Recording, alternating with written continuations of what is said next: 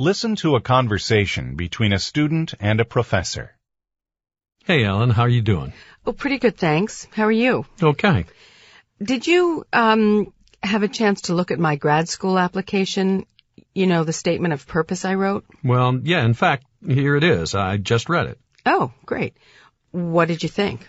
Basically, it's good.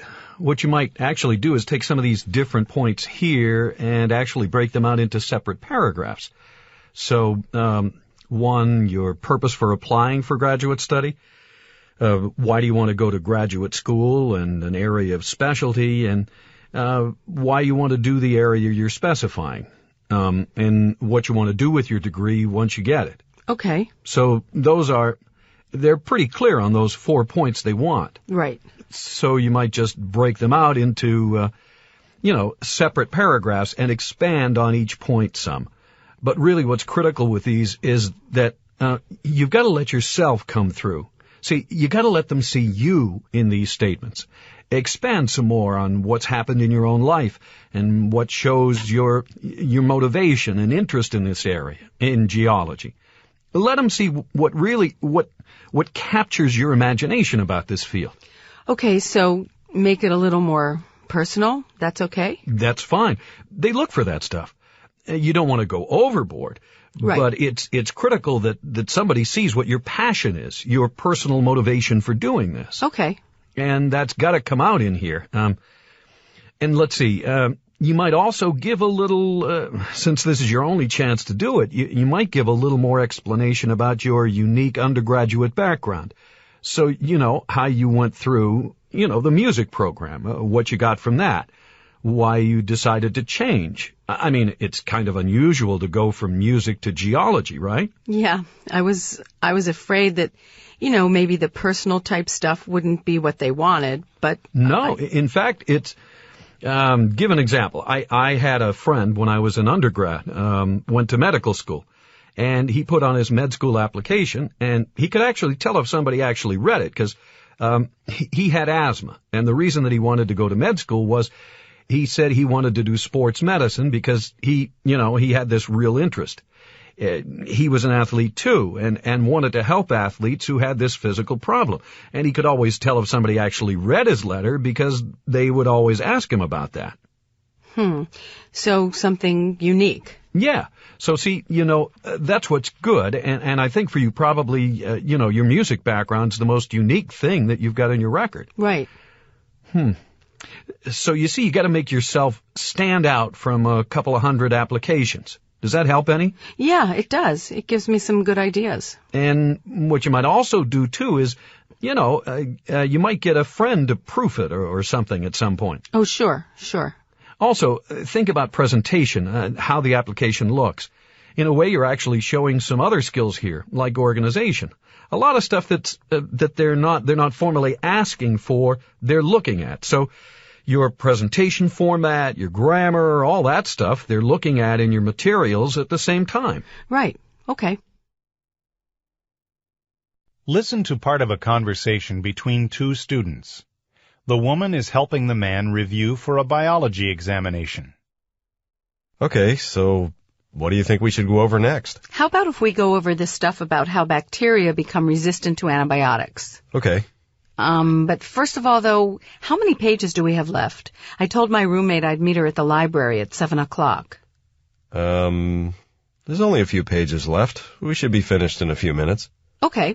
So, About how bacteria become resistant to antibiotics. Oh, yeah, okay. So you know that some bacteria cells are able to resist the drugs we use against them, and that's because they have these special genes that, protect them from the drugs. Right. If I remember correctly, I think the genes, weaken the antibiotics or, stop the antibiotics from getting into the bacteria cell, something like that? Exactly. So when bacteria have these genes, it's very difficult for the antibiotics to kill the bacteria. Right. So do you remember what those genes are called? Resistance genes. Resistance genes, right. Resistance genes, okay. And that makes sense, right? Because they help the bacteria resist the antibiotics. Yeah, that makes sense, okay. Okay, but the question is, how do bacteria get the resistance genes? How do they get the resistance genes? They just inherit them from the parent cell, right? Okay, yeah, that's true. They can inherit them from the parent cell, but that's not what I'm talking about. Okay. I'm talking about how they get resistance genes from other cells in their environment. From the other cells around them. Oh, I see what you mean. Is that stuff about hopping genes or something like that? Right, although actually they're called jumping genes, not hopping genes. Oh, okay. Jumping genes. Yeah, but they have another name too that I can't think of. Let me see if I can find it here in the book. I think it's probably on... Oh, okay, here it is. Transposons. That's what they're called. Let me see. Okay. Transposons. So, transposon is another name for a jumping gene? Right. And these transposons are, like little bits of DNA that are able to move from one cell to another. That's why they're called jumping genes. They kind of, jump from one cell to another. Okay.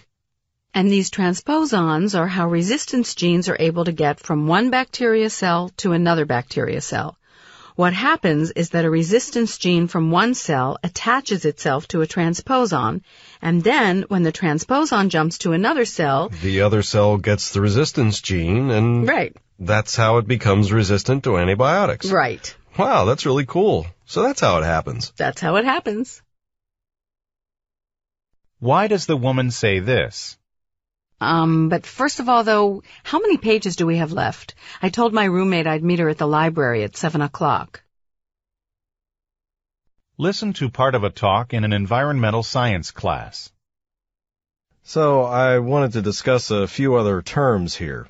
Actually, some ideas about how we manage our resources. Let's talk about what that means. If we take a resource like water, well, maybe we should get a little bit more specific here, back up from the more general case, and talk about underground water in particular.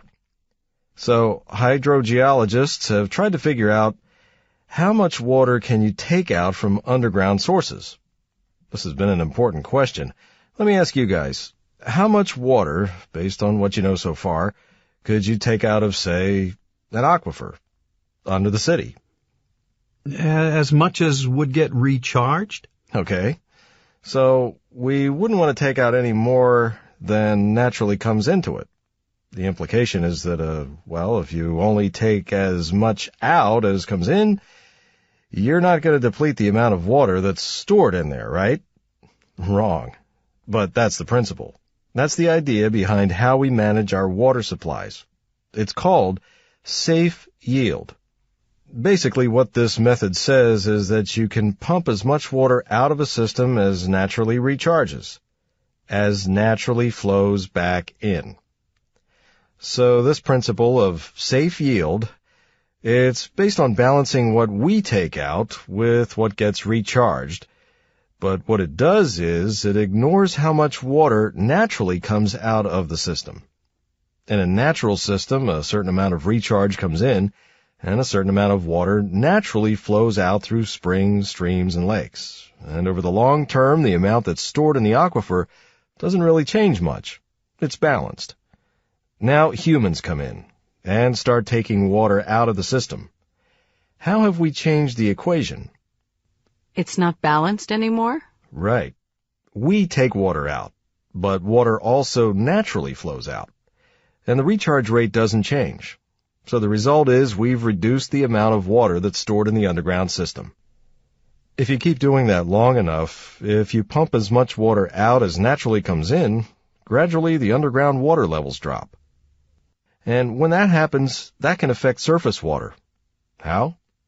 Well, in underground systems there are natural discharge points, places where the water flows out of the underground systems, out to lakes and streams. Well, a drop in the water level can mean those discharge points will eventually dry up. That means water's not getting to lakes and streams that depend on it. So we've ended up reducing the surface water supply too. You know, in the state of Arizona, we're managing some major water supplies with this principle of safe yield, under a method that will eventually dry up the natural discharge points of those aquifer systems. Now, why is this an issue? Well, aren't some of you going to want to live in this state for a while? Want your kids to grow up here and your kids' kids? You might be concerned with, does Arizona have a water supply which is sustainable? Key word here. And what that means, the general definition of sustainable is, will there be enough to meet the needs of the present without compromising the ability of the future to have the availability to have the same resources? Now, I hope you see that these two ideas are incompatible, sustainability and safe yield. Because what sustainability means is that it's sustainable for all systems dependent on the water, for the people that use it, and for supplying water to the dependent lakes and streams. So I'm going to repeat this. So if we're using a safe yield method, if we're only balancing what we take out with what gets recharged, but don't forget, water is also flowing out naturally, then the amount stored underground is going to gradually get reduced, and that's going to lead to another problem. These discharge points, where the water flows out to the lakes and streams, they're going to dry up. Okay. Why does the professor say this? Now, why is this an issue? Well, aren't some of you going to want to live in this state for a while? Want your kids to grow up here and your kids' kids?